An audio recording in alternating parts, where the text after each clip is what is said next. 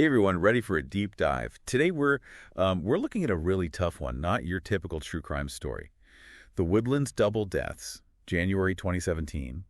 We've got news reports, timelines, even some insights into the family, and well, it's just heartbreaking. Yeah, it's one of those cases that grabs you, you know? You want to understand how something like this could happen. Exactly. So picture this, we're in Woodlands, Singapore, January 2017.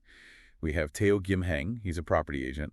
His wife, Chong Pei-shan, she's expecting their second child, and they have a 4-year-old daughter, Teo Ghim Heng. Seems like an ordinary family, right? But behind the scenes, Teo Ghim Heng is carrying a huge secret. A secret that sadly we see play out too often, crushing debt.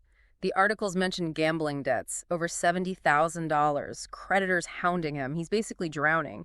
And the tragedy is, he kept all of this from his family. It's almost unfathomable, that kind of pressure. No wonder the reports focus on how stressed he was, like a ticking time bomb waiting to go off. And tragically, it did. To understand why, though, we need to look at what led up to it, the family dynamics. Just 2 days before the murders, on January 18th, there's a huge argument between Teo and his wife. Yeah, the articles say it was about money. He finally breaks down, admits he can't even pay their daughter's school fees. Imagine the shock, the sense of betrayal his wife must have felt. Absolutely. Their whole world just implodes. So it's no surprise this argument continues to simmer. 2 days later, on January 20th, it explodes again. And this is where the details get really hard to hear.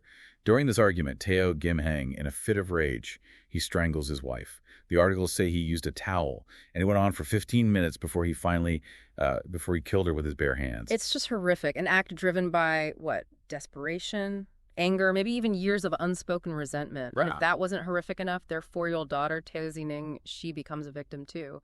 He takes her life in the same way. God, it's just unfathomable. The emotional turmoil, the complete breakdown that leads to this. But here's where it gets even more complex.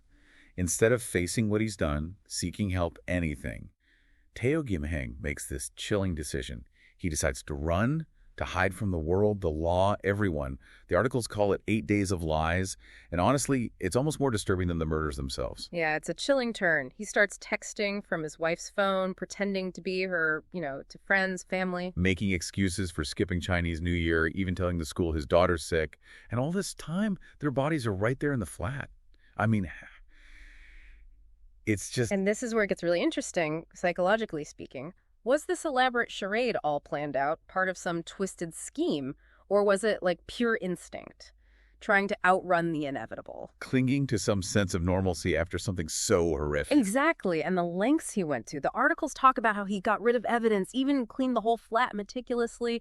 It's like he was totally detached from reality. Living a nightmare, but projecting this facade to everyone else, it's eerie. But like all facades, it crumbles. The articles say Teo Ghim Heng's brother-in-law got suspicious. He'd been trying to reach his sister, but Teo, posing as Chong Pei-shan, kept making excuses. The gut feeling that something's just not right. Right. So he goes to the flat on January 28th, which, the article points out, was the first day of Chinese New Year.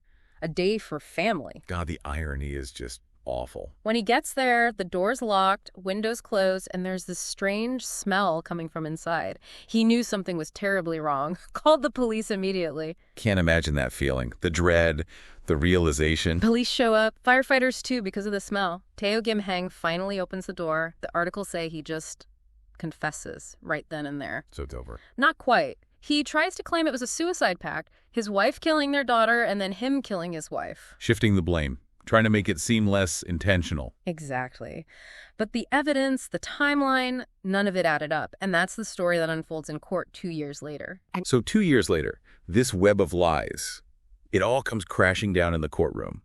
The trial, it starts in July 2019, and it just lays everything bare. Yeah, the prosecution, they really dismantle his whole defense piece by piece. Like, they presented evidence that Teo hadn't forgiven his wife for an affair she had. It's in the articles. Adds a whole other layer to the story.